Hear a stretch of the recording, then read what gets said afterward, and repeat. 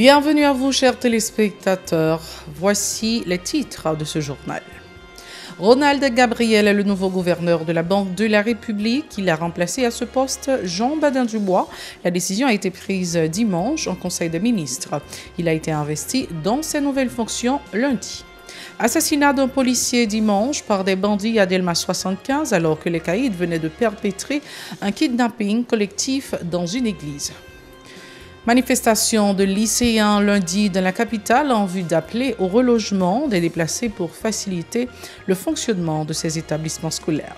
Parallèlement, le lycée de Carrefourfeuille a timidement repris ses activités lundi. Toutefois, professeurs et élèves redoutent toujours les attaques des gangs criminels. Des petits détaillants s'insurgent contre la hausse continuelle des prix de produits en dépit de leur instabilité sur le marché international.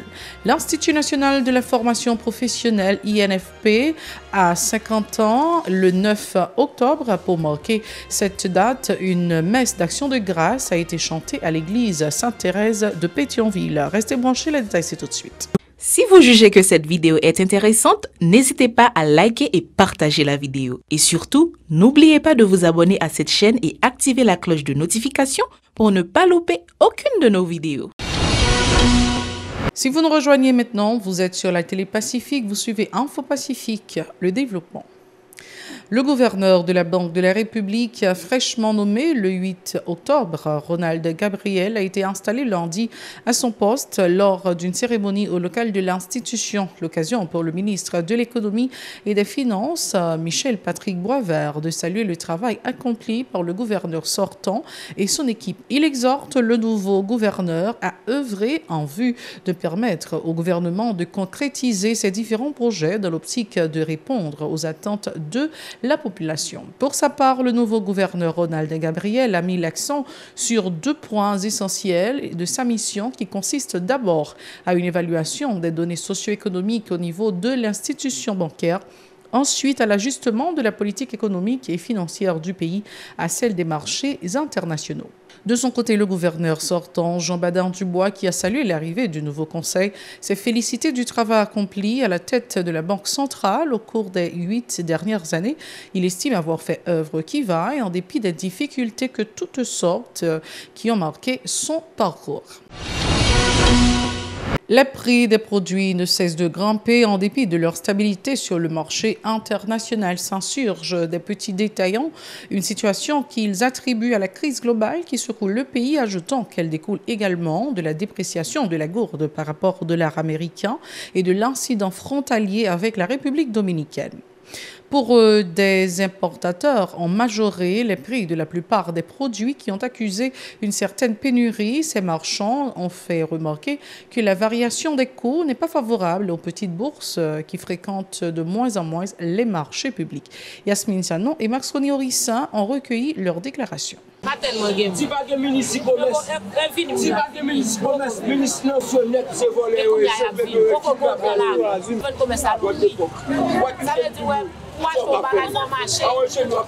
marché, chaque côté venu non. Imaginez, on va chercher notre marché derrière, leur ville n'avait pas un venir. Il y a tous les 3 petits, et tandis que nous ne connaissons pas où faire. On va prendre le marché, pas de la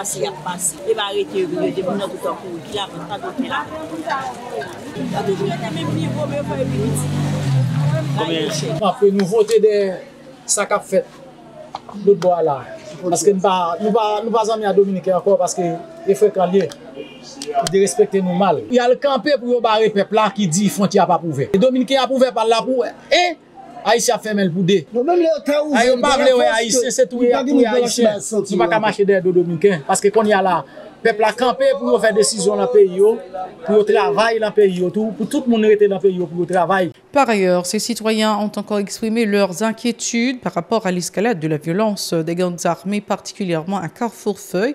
Ils se disent favorables à des mesures drastiques pour traquer les bandits armés qui les attaquent en toute impunité. Écoutons-les au micro de Yasmine Sanon et Maxoni Orissa. Et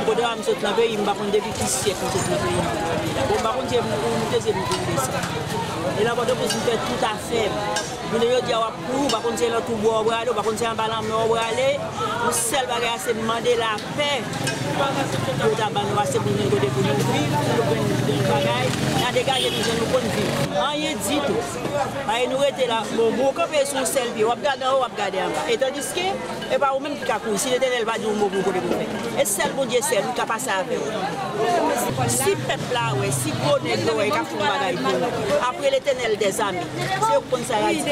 Qui l'État, frère? Qui l'État? L'État, ça?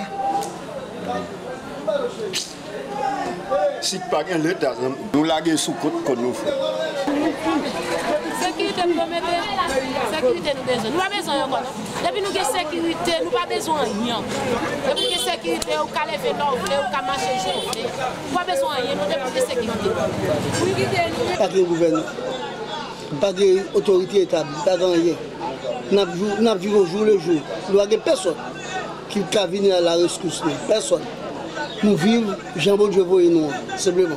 Autre point de l'actualité, les bandits n'ont pas chômé. Ce week-end, ils ont assassiné Marc-Élie Azaël, un agent du corps d'intervention et de maintien d'ordre, 6 mots dimanche à Catalpa, à Delmas 75, alors que les caïds venaient de perpétrer un kidnapping collectif dans les locaux de l'église Rendez-vous Christ. Selon des témoins, les bandits qui porteraient l'uniforme de la police nationale ont contraint le défunt de descendre de son véhicule avant de l'exécuter. On a aussi appris que l'un des malfrats a été tué sans de précision sur les circonstances de son décès.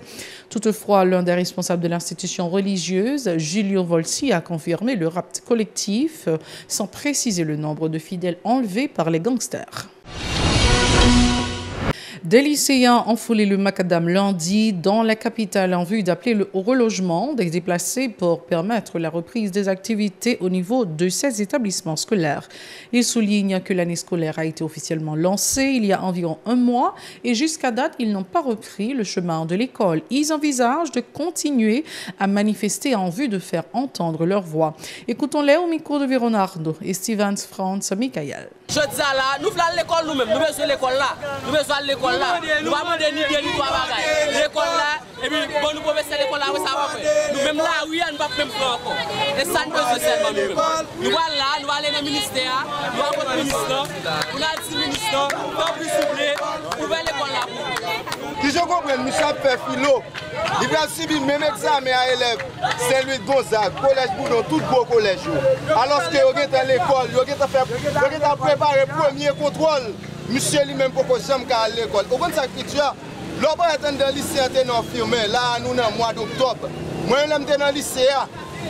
La deuxième dit nous faire 7 ans dans le lycée.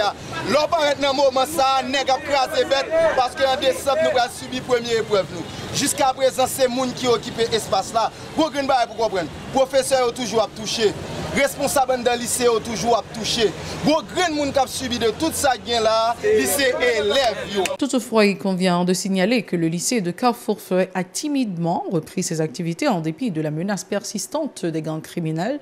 Selon le censeur des études, Aubry Steve a indiqué que plusieurs dizaines d'élèves et des professeurs ont fait le déplacement le 9 octobre. Il appelle les autorités à renforcer l'environnement sécuritaire pour permettre aux citoyens de vaquer en toute quiétude à leurs activités. Steve Aubry, Atomico de Véron-Arnaud et Stevens Franz Michael. Pour le premier jour, 9 octobre, que nous lançons dans le lycée national de Carrefour-Feuille, et c'est en plus satisfaction. Nous avons environ 300 élèves, y compris de 9e, NS1, NS2, NS3 à NS4. Moi, j'attends au fur et à mesure parce que mon Carrefour-Feuille, c'est nous qui très souli. C'est nous qui dit l'autre. Il y a des conjonctures là au fur et à mesure. Et moi, dans la semaine là, on a récupéré tout le monde qui était allé pour venir joindre pour élever dans le lycée national de Carrefour. Oui, vous connaissez des professeurs qui étaient dans 6 cours, on avait passé 10 avant pistache, qui étaient victimes de tout. mais il y a gardé ampleur là. Je dis à la nous recevoir 4 professeurs, on comprend. Nous recevons M. Herbie, M. Hugo, petit coach avec M. Lamota, 4 professeurs. Mais c'est mon cas pour faire, ils vont garder ampleur là. Pour voir qui ça va dérouler, d'ici l'autre semaine, tout le bagage, il y a plus de monde toujours. On parle avec les élèves et tout, on voit même si tu as des vieilles uniformes, mais ça peut dire, même si il y a des élèves qui ont des uniformes, nous disons quand même que si le cas qu'on pantalon bleu marin, il va venir à Ville ou bien au maille. Juste pour, à cause de la sécurité à tout, on vous amène pas prendre un cuit, on va venir entrer dans le lycée pour venir gagner les autres. Des élèves enthousiastes exhortent les autorités à poursuivre la traque des bandes armées qui ne cessent de les terroriser, principalement à Carrefour-Feuille. Suivez. Moi, je fais philo. Je fais le temps parce que je viens de l'école, parce que j'ai en difficulté d'insécurité, parce que tout le monde est en connaît, parce que je suis un journaliste, nous avons une information, je ne fais pas de bon, parce que les bandits ont envahi. Je dis à faire quelque temps, je dis parce que l'école là ouvert, nous pouvons chemin l'école là, mais même si la sécurité n'a pas fait tellement à 100% en forme, mais quand même nous remet l'école là, nous finissons quand même, nous venons garder ça, l'État n'a pas connu avec ça, parce que depuis l'examen, il n'a pas connu une zone qui a des problèmes, à l'école, il n'a pas connu telle zone qui a des problèmes, parce qu'il ne peut pas chercher pour ça, parce que c'est l'examen là-bas. Moi, je suis content parce qu'à chaque fois, quand je vais à l'école, et puis pour moi, même pour me chier dans la caille, ça fait bon problème en pile. Bon, professeur, il m'a dit pour travailler bien, et puis pour apprendre le champ. Pour nous carrer tout le programme parce que l'école déjà qui est déjà avancée. Parce que nous aimons choses, nous finissons pas même chez le professeur. Le professeur paye présence, pour venir travailler et puis pour faire nous rejoindre, ça nous a perdu déjà. Donc je vais encourager tout le monde qui va venir. Laissez après prendre bien que la situation va venir. Chanter avant, mais laissez après prendre quand même pour venir retourner à l'école. L'Institut de la formation professionnelle a soufflé lundi sa 50e bougie pour marquer cette date. Une messe d'action de grâce a été chantée à l'église Sainte-Thérèse de Pétionville. À l'occasion, le directeur général de l'INFP, Dickel Devariste, a rappelé son rôle de régulateur de la formation technique et professionnelle en Haïti. Il a aussi mis l'accent sur l'importance de la formation professionnelle dans le cadre du développement du pays. On l'écoute au micro de Hirsch Résil et Marie-Carmel Auguste. Je veux dans cette occasion passer en revue pour vous tous, ici dans l'Assemblée, les 4 grandes étapes qui ont marqué la vie de l'institution. Ces 4 grandes étapes, eh bien, qui, nous pouvons dire, peuvent être considérées à partir du 9 octobre 1973, date de la création de l'Institut national de formation professionnelle, pour arriver à ce jour en passant par la loi de 22 mai 2018. En réalité, le 9 octobre 1973, l'INFP a été créé et l'Institut national de formation professionnelle avait pour mission d'assister les entreprises dans l'amélioration de leur productivité. À ce titre, il effectuait des études de marché et identifiait ainsi les besoins de formation et de perfectionnement dans la mise en œuvre s'effectuait dans les ateliers du centre de formation professionnelle. Autre dossier de notre journal, l'organisation Impactée a clôturé le 7 octobre le concours organisé à l'intention des jeunes entrepreneurs de Cité Soleil. Les participants ont pu bénéficier de plusieurs séances de formation en entrepreneuriat dans le cadre de ce concours qui a duré plusieurs mois. Les 3 finalistes ont été récompensés lors d'une cérémonie dans la capitale. Le responsable de cette structure, Schneider Lincifort, a indiqué qu'un accompagnement financier a été accordé aux récipiendaires, ajoutant que cette activité pourra contribuer au développement de Cité Soleil. Il est au micro d'Aubert de Charles et Joseph François. Organisation Impactée, nous organisons chaque année un concours qui entre dans diverses activités que nous gagnons annuellement parlant. Le concours a visé non seulement accompagner les jeunes, renforcer les compétences dans le domaine du business, mais tout encourager dans la question de moyens financiers pour capable subvenir avec fonds de déroulement business yo. Parce que nous pas assez gros moyens pour capable permettre aux jeunes moyens pour couvrir tout budget business yo. Mais c'est pour permettre aux jeunes capable continuer réfléchir sur l'idée, continuer de jeunes de petits moyens capable continuer ba ça les fonds de roulement pour business yo. Alors activité ça les jeunes entrepreneurs Cité Soleil 2.0. Ça qui veut dire c'est deuxième édition nous dans concours et n'a organisé dans cadre d'activité ça. Côté que jeunes ça yo prend formation sur leadership, à communication, formation sur plan d'affaires, faire business avec formation sur la notion du genre dans un contexte entrepreneurial. On y a là sous base ça aujourd'hui, je vais présenter pitch projet pour permettre un jury capable de traiter projet qui va permettre nous gagner en raison de 75 000 gouttes par projet. Je ne sais pas seulement. Deuxièmement, nous faisons sélection sous base rentabilité projet, ça nous relève et soit projet, nous faisons base là, nous traiter projet sous base smart projet, qui veut dire c'est un projet qui est spécifique, qui est réalisable, qui gagne en durée, et un projet on a fait n'importe qui genre.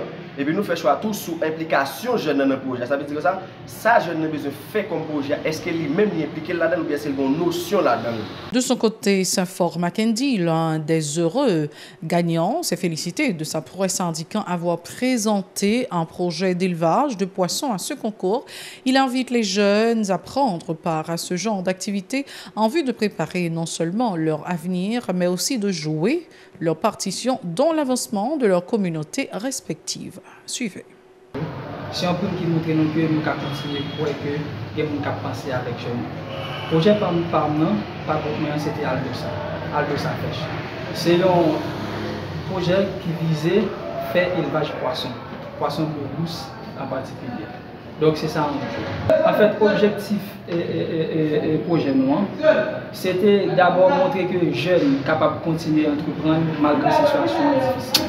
D'abord, nous sommes venus dans la zone Cité Soleil, côté que l'insécurité a très souvent montré que c'est difficile pour le monde de continuer à croire qu'il est capable de réussir la vie. Mais nous-mêmes, avec le projet, nous souhaitons montrer que bon l'autre paradigme qu'on est capable de faire. En début de ça, nous reprochons ce passe en donc, il y a des gens conséquents qui ont pensé pour jeunes et nous-mêmes comme jeunes, nous ne pouvons pas éviter l'opportunité ça. Donc, c'est ça, avant tout, nous souhaiter comme modèle à suivre pour le monde qui a suivi. C'est toujours un plaisir, un devoir de vous informer. C'est la toute fin de ce journal. Merci d'avoir été des nôtres. Restez branchés à la Télé Pacifique pour le reste de la programmation et vous connaissez déjà bien sûr la formule. Soyez très très prudents car les temps sont durs. Au revoir.